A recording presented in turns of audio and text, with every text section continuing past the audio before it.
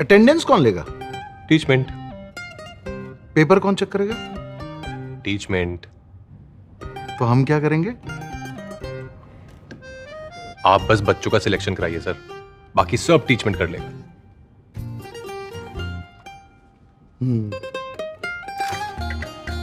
चाहे जैसी भी जरूरत हो, टीचमेंट पे टीचिंग आसान है। आज ही डाउनलोड करें टीचमेंट, इंडिया का नंबर 1 टीचिंग ऐप।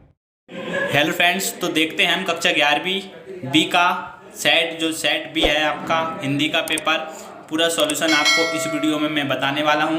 तो एक रिक्वेस्ट करता हूं आपसे कि चैनल को सब्सक्राइब अवश्य कर लें, बेल आइकन को प्रेस अवश्य कर लें, और जितने भी आपके जो पेपर सेट हैं और जितनी भी क्लास हैं 9th से लेकर 12th तक के सभी पेपर और सभी सेट हम अपने यूट्यूब चैनल MP टीच में डालने वाले हैं। तो आपसे पुनः रिक्वेस्ट है, चैनल को सब्सक्राइब करके अवश्य रख लें। हम जो भी सॉल्यूशन की वीडियो डालेंगे उसकी नोटिफिकेशन आपको सबसे पहले मिल जाएगी, ठीक है। यदि नोटिफिकेशन भी आपको नहीं मिलती है तो आप चैनल में जाके भी ये वीडियो सॉल्यूशन देख सकते हैं, ठीक है। आइए शुरू करते हैं। अब ये दिया है कि मीराबाई की भाषा मूलतः थी, ठीक है। तो हम इसमें करेंगे, ठीक है। तो आपका इसमें सही आंसर आएगा राजस्थानी, ठीक है। अब पढ़ते हैं सेकंड की भारत शब्द किस भाषा का शब्द है, ठीक है। तो इसका आंसर बताना है। तो इसमें आएगा कि भारत शब्द किस भाषा का शब्द है। तो इसमें संस्कृत आपको लिखना है। क्या लिखना है आपको? संस्कृत।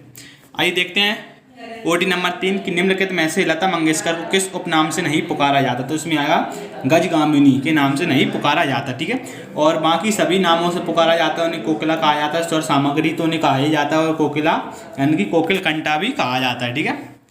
तो आइए देखते हैं कि जन संचार का सबसे लोकप्रिय और प्रभावशाली माध्यम है। तो इसमें आएगा आपका इंटरनेट, क्योंकि इंटरनेट के माध्यम से हम दूसरे देशों को अपने से जोड़ सकते हैं, ठीक है। आइए देखते हैं और कि श्रृंगार रस का स्थायी भाव है। तो इसमें आएगा आपका रति, यानी कि रति श्रृंगार भाव का स्थायी होता है, ठीक है। और देखते हैं कि उचित शब्द का चयन कर रिक्त स्थानों की पूर्ति करना है, ठीक है। तो इसमें दिया है कबीर भक्ति काल की धारा के कवि हैं। तो इसमें आएगा सगुण, ठीक है। मतलब इन दोनों में से एक बनना है। तो इसमें आएगा आपका निर्गुण, ठीक है। क्या आएगा? निर्गुण। नंबर सेकंड देखते हैं कि खालिस्तान बचपन से ही बड़ा बुद्धिमान था। तो कौन? मोहन या धनराम। तो इसमें आएगा सही ऑप्शन मोहन, यानी कि मोहन बचपन से ही बड़ा बुद्धिमान था।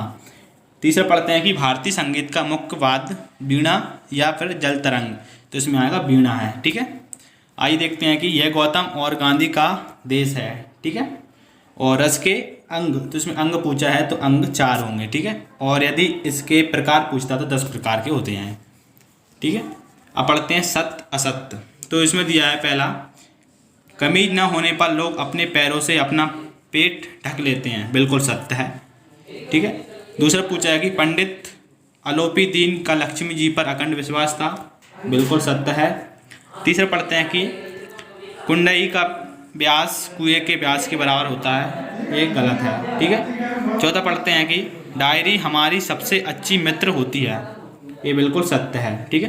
पांचवा पढ़ते हैं कि यह चिन्ह अर्धविराम के लिए प्रयोग होता है। तो ये गलत है, क्योंकि इस प्रकार का चिन्ह तो विस्मयादि बोधक के लिए प्रयुक्त होता है, और अर्धविराम का चिन्ह ये होता है, ठीक है। इस प्रकार, यानी कि यहाँ पे एक बिंदी और यहाँ पे बिंदी रख के इस प्रकार, ठीक है। आइए देखते हैं कि सही जोड़ी मिलान कर कीजिए। तो पहले दिया है आओ मिलकर बचाएं। तो इसमें आएगा निर्मला पुतल। दूसरा दिया है रुमाली। तो इसमें आएगा रोटी का एक रूप। क्या आएगा? रोटी का एक रूप। तीसरा दिया है दिन रात। तो इसमें दिन रात में क्या आएगा? कौन सा समाज है आपका? द्वंद्व समास, ठीक है। चौथा दिया है, चौथे का हम देख लेते हैं लक्षणा। क्या आएगा चौथे का? लक्षणा। पांचवा का देख ले वह कहाँ जा रहा है। तो ये कौन सा प्रश्न का है? तो ये प्रश्नवाचक वाक्य है, ठीक है। तो आपको सभी सॉल्यूशन हमारे चैनल के माध्यम से मिलते रहेंगे।